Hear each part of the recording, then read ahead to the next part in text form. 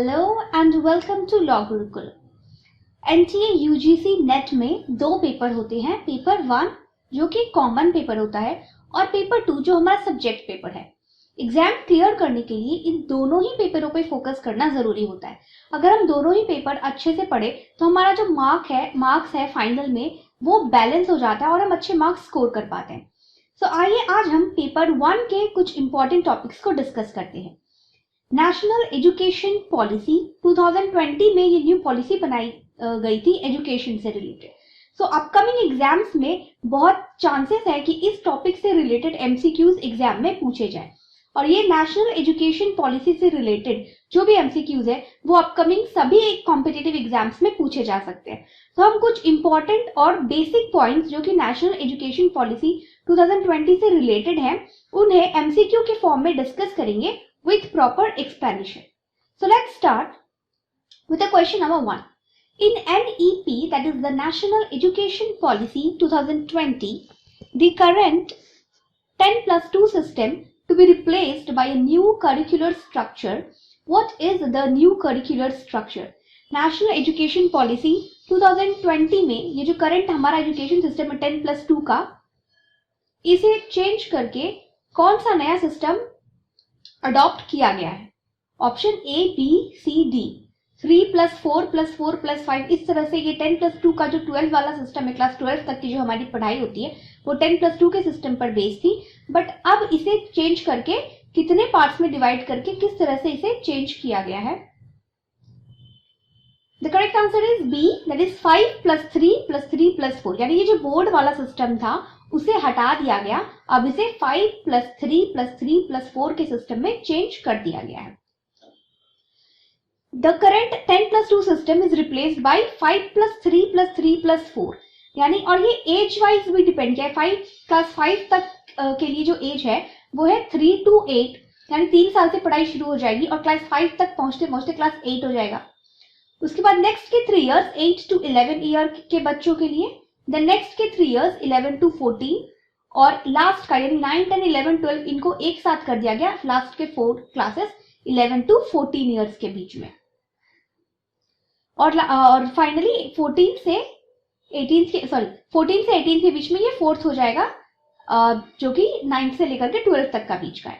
ठीक है, तो इसमें टोटल इस तरह से 12 ईयर के स्कूलिंग प्रोसेस को ऐड किया जाएगा और जो शुरू का 3 इयर्स है यानी 3 साल से पढ़ाई शुरू करवा देनी है बच्चों की, तो 3 साल से पहले का जो है वो आंगनबाड़ी और प्री स्कूलिंग के लिए रखा गया। तो इस तरह से इस न्यू एजुकेशन पॉलिसी को डेवलप किया गया कि 3 साल से बच्चों की पढ़ाई शुरू होगी और जो पहला टर्म है वो 5 तक का होगा, क्लास 5 तक का।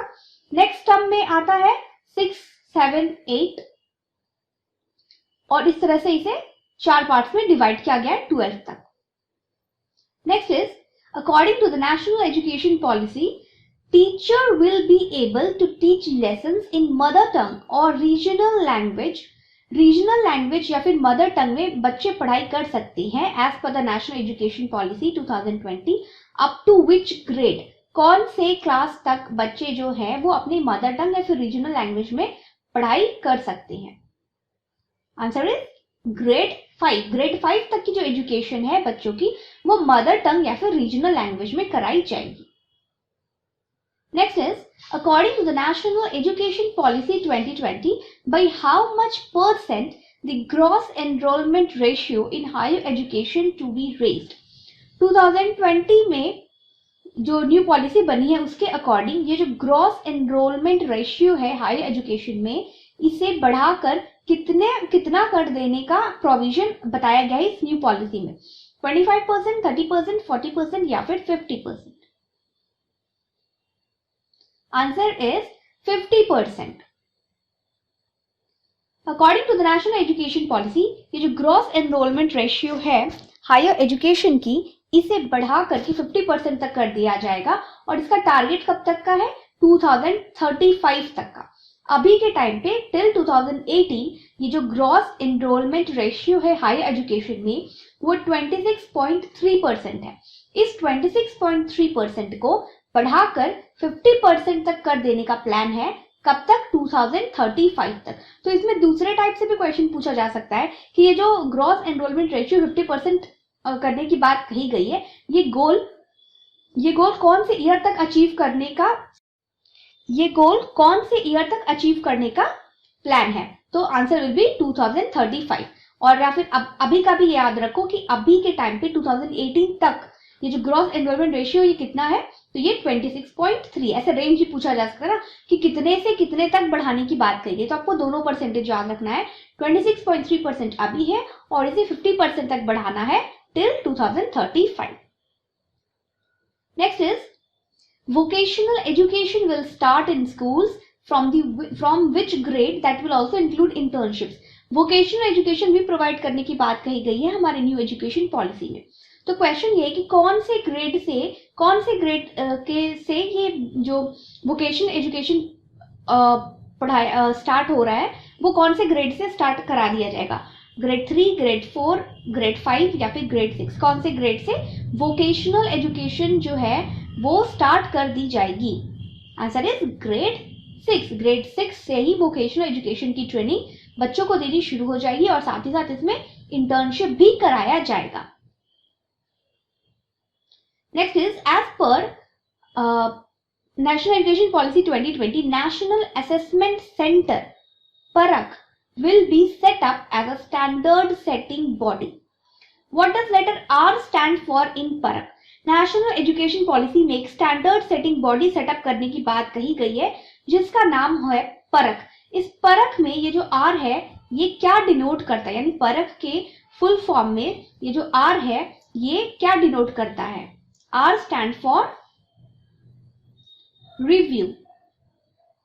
हमारे इस न्यू पॉलिसी में एक नेशनल असेसमेंट सेंटर बनाया जाएगा सेपरेट, जिसका नाम होगा परख। इसका फुल फॉर्म है परफॉर्मेंस असेसमेंट। क्योंकि ये असेसमेंट सेंटर है तो ऑब्वियसली इसका काम क्या होगा? परफॉर्मेंस को असेस्ट करना, रिव्यू करना, एनालाइज करना of knowledge for holistic development. Development के लिए हमें क्या करना है? पहले असेसमेंट करना, रिव्यू करना और एनालाइज करना है नॉलेज को। तो ये जो बॉडी है परख, ये इसलिए बनाई गई है एक स्टैंडर्ड सेटिंग बॉडी हमारे एजुकेशन को फर्दर और भी अच्छा डेवलपमेंट प्रोवाइड कराने के लिए। तो ये परख का फुल फॉर्म आपको एज इट इज याद करना है। ऐसे आर भी पूछा जाएगा, जैसे एक सिंगल वर्ड पूछा गया, या फिर इसका फुल फॉर्म भी ऐसे पूछा जा सकता है कि परख का फुल फॉर्म क्या है। तो performance assessment, review and analysis of knowledge for holistic development. Next is Which among the following does not find mention in National Education Policy 2020? इनमें से क्या नेशनल एजुकेशन पॉलिसी 2020 का पार्ट नहीं है? जेंडर इंक्लूजन फंड, बाल भवन, सामाजिक चेतना केंद्र या फिर जोनल टैलेंट हंट? इनमें से कौन सा प्रोविजन हमारी इस न्यू पॉलिसी 2020 में नहीं है? जोनल टैलेंट हंट, ये प्रोविजन, ये पॉलिसी हमारे न्यू एजुकेशन पॉलिसी में मेंशन नहीं है। हमारा जो न्यू एजुकेशन पॉलिसी है वो बात करता है इक्विटेबल और इंक्लूसिव एजुकेशन के लिए दो सेटअप किए गए दो पॉलिसीज, एक है जेंडर इंक्लूजन फंड और एक है स्पेशल एजुकेशन जोन। हर स्टेट या फिर डिस्ट्रिक्ट में बाल भवन भी बनाने की बात कही गई है as a special day type boarding school to participate in art related, career related and play related activities. ठीक है, तो बाल भवन की भी सेटअप करने की बात कही गई है हमारी न्यू एजुकेशन पॉलिसी में, जिसमें डे टाइम पे बोर्डिंग स्कूल में आर्ट, करियर या फिर प्ले से रिलेटेड एक्टिविटीज कराई जाएगी। जेंडर इंक्लूजन फंड की भी बात कही गई है और स्पेशल एजुकेशन जोन की भी बात हमारी न्यू एजुकेशन पॉलिसी में कही गई है। फ्री स्कूल इंफ्रास्ट्रक्चर के लिए free school infrastructure can be used as सामाजिक चेतना केंद्र। तो सामाजिक चेतना केंद्र का जो एस्टैब्लिशमेंट है, डेवलपमेंट है, उसके लिए भी प्रोविजन हमारे न्यू एजुकेशन पॉलिसी में बनाए गए। तो जो जोनल टैलेंट हंट था, इससे रिलेटेड कोई भी प्रोविजन हमारे इस न्यू एजुकेशन पॉलिसी में नहीं है। तो ये नाम याद रखना है कि कौन कौन सी पॉलिसीज, कौन कौन से प्रोग्राम इस हमारे न्यू एजुकेशन पॉलिसी में अडॉप्ट किए गए। Gender inclusion fund, special education zone, बाल भवन और सामाजिक चेतना केंद्र। साथ ही साथ ये भी याद रखना है कि ये किस किस चीजों के लिए है। जैसे कि अगर इस तरह से पूछा जाए कि हमारे इक्विटेबल और इंक्लूसिव एजुकेशन के लिए कौन सा प्रोग्राम सेटअप किया गया है हमारी न्यू एजुकेशन पॉलिसी में, तो उसके लिए दो चीजें हैं, gender gender inclusion fund and special education zone. Secondly, बाल भवन से एक क्वेश्चन पूछा जा सकता है कि आर्ट रिलेटेड, करियर रिलेटेड और प्रे रिलेटेड एक्टिविटीज के लिए क्या सेटअप करने की बात कही गई है, तो बाल भवन सेटअप करने की बात कही गई है। या फिर ऐसे ही पूछा जा सकता है कि बाल भवन का जो सेटअप हो रहा है हर स्टेट और डिस्ट्रिक्ट में, वो किस पर्पज से हो रहा है। तो ऑप्शन आपको आंसर याद रखना है कि आर्ट रिलेटेड, करियर रिलेटेड और प्रे रिलेटेड एक्टिविटीज के लिए डे टाइम में बोर्डिंग स्कूल में ये पॉलिसी जो है वो अप्लाई की जाएगी। और सामाजिक चेतना केंद्र जो है वो फ्री स्कूल इंफ्रास्ट्रक्चर से रिलेट करता है। Next is gender inclusion fund. ये किस चीज से एसोसिएटेड है? वुमेन, मेन, ट्रांसजेंडर या फिर both and C, that is women and transgender, दोनों ही के लिए ये जेंडर इंक्लूजन फंड बनाया गया है। Answer is D, for both, that is women and transgender, इन दोनों के लिए ही ये जेंडर इंक्लूजन फंड जो है वो बनाया गया है। Next is what age is decided for education under new education policy 5+3+3+4। ये जो न्यू स्कीम है 10+2 की जगह पे, इसमें एज को किस तरह से डिवाइड किया गया है? 2 से 18, 3 से 18, 4 से 18 या फिर 5 से 18। ये न्यू एजुकेशन पॉलिसी में किस तरह से ईयर्स को अरेंज किया गया है? Answer is 3 to 18। यहाँ पे पहले वाले क्वेश्चन में पढ़ा है कि जैसे ही बच्चे की एज 3 हो जाएगी, उसके बाद से उसकी जो ये न्यू एजुकेशन पॉलिसी में उसकी जो पढ़ाई है वो इस तरह से शुरू कर दी जाएगी 5+3 वाली सिस्टम में, और ये चलेगी up to the year of 18। Next is higher education commission of India, HEIC, इसका भी फुल फॉर्म याद रखना है, HECI, higher education commission of India, that will act as a single overarching umbrella body for the entire higher education, does not include which education sector। हायर education के system को control करने के लिए एक सिंगल अम्ब्रेला बॉडी बनाई गई। एक यानी एक सिंगल बॉडी एक अम्ब्रेला की तरह काम करती है, जिसके अंडर में हायर एजुकेशन से रिलेटेड जो भी सेक्टर्स है वो मिलकर के काम करते हैं। तो इन चारों में से कौन सा सेक्टर जो है वो HECI के अम्ब्रेला में या HECI के वर्किंग के अंडर नहीं आता है? Medical and legal education, engineering and management education, legal and engineering education या फिर मैनेजमेंट एंड मेडिकल एजुकेशन, इनमें से क्या HECI के अंडर नहीं आता है?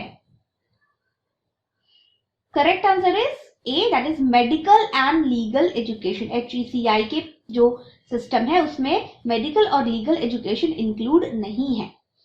HECI इसमें 4 इंडिपेंडेंट वर्टिकल्स हैं। पहला है national higher education regulatory body, ये एजुकेशन को रेगुलेट करने के लिए ये काउंसिल बनाई गई। जनरल एजुकेशन काउंसिल, ये स्टैंडर्ड सेटिंग के लिए ये काउंसिल बनाया गया। हायर एजुकेशन ग्रांट काउंसिल, ये काउंसिल क्या काम करता है? ये फंडिंग का काम करता है। और लास्टली नेशनल एक्रेडिटेशन काउंसिल, जो कि एक्रेडिटेशन यानी ग्रेड्स देने का काम करता है। तो इस तरह से HECI जो है वो इन 4 पॉलिसीज, इसके अंडर ये 4 पॉलिसी 4 काउंसिल आती है, जिनके लिए अलग अलग डिपार्टमेंट है हर चीज को कंट्रोल करने के लिए। तो आपको ये चारों का नाम भी याद रखना है, और ये कौन सी चीज से रिलेट करते हैं, यानी इनका जो मेन फंक्शन है, पर्पज है, वो क्या है, वो भी याद रखना है। क्योंकि इससे दूसरे फॉर्म में भी क्वेश्चन पूछा जा सकता है कि ये national higher education regulatory council है, इसका काम क्या है? तो ये रेगुलेट करने का काम करती है। ऐसे पूछा जा सकता है कि हायर एजुकेशन में फंडिंग के लिए कौन सी काउंसिल बनाई गई है? तो इसे फंडिंग करने के लिए हायर एजुकेशन ग्रांट काउंसिल बनाई गई है। ठीक है, इसलिए इन चारों वेरिएंट को नाम, फुल फॉर्म और इसके पर्पज के साथ याद रखना है। Last question is, as per the national education policy NEP 2020, Meru, इस न्यू पॉलिसी में मेरू का क्या फुल फॉर्म है? मेरू का क्या मतलब है? Multidisciplinary European research university, multidisciplinary education and research universities, medical engineering research unit, medical relief unit. MERU का full form, answer is B, multidisciplinary education and research universities. MERU क्या है? At par with IITs, IIMs to set up as models of best multidisciplinary education of global standards in the country। Country में multi disciplinary education को develop करने के लिए ये IIT और IIM के लेवल पर एक ऐसा मॉडल एजुकेशन का एक ऐसा मॉडल सेटअप करना चाहता है जिसमें मल्टी डिसिप्लिनरी एजुकेशन प्रोवाइड कराई जाए और इसका स्टैंडर्ड जो है वो ग्लोबल स्टैंडर्ड के बेसिस पर हो कंट्री का, ना कि सिर्फ नेशनल लेवल पर ही। इसी बेसिस पर ये नेहरू के अंडर जो भी प्रोविजन है वो बनाए गए हैं for multi disciplinary education. So MERU का फुल फॉर्म जो है वो मल्टी डिसिप्लिनरी एजुकेशन से रिलेट करता है। तो ये कुछ 10 MCQs थे relating to the national education policy 2020। अगर आप नेट के एग्जाम देना चाहते हो, नेट सेट जुडिशियल या फिर किसी भी अभी के कॉम्पिटिटिव एग्जाम्स में आप बैठ रहे हो, तो ये न्यू एजुकेशन पॉलिसी से रिलेटेड कुछ बेसिक क्वेश्चंस हैं जो आपको पता, ऐसे भी जनरल नॉलेज के लिए भी पता होने चाहिए और ये करंट अफेयर्स के तौर पे एग्जाम में भी पूछे जा सकते हैं। So I hope this video will help you in your exam. If you like the video, hit the like button, subscribe the channel and press the bell icon for regular updates. Thank you.